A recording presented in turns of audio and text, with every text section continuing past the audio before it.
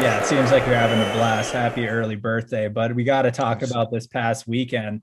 You were messaging back and forth. Me said you're ringside, and that was for Lopez, correct?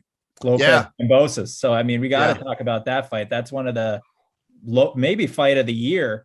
Kambosos plus 600 underdog. I mean, no one really saw that coming. I definitely thought Teofimo was going to get it done, but a lot of times when guys fight in their home, their backyard, they don't always deliver, and that's kind of what happened.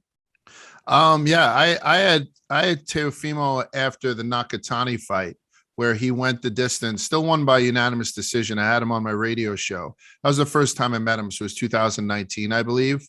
And everyone had said how unimpressive he looked in that fight.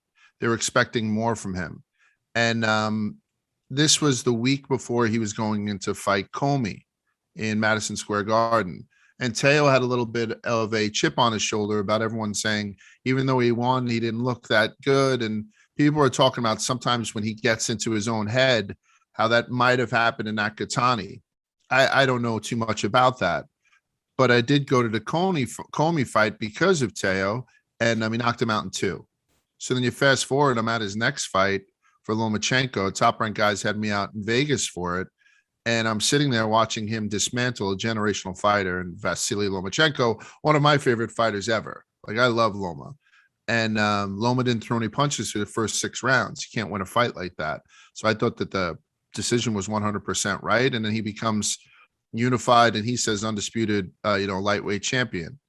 And then you fast forward and there was all that bullshit with Triller and with COVID and with injuries and this and that. So the Kambosos fight, neither of those men were in a ring for about 13 months. We're all just waiting. Like, we got to see that Loma kind of had an off night because he went back to the drawing board and he started to pick up fights again.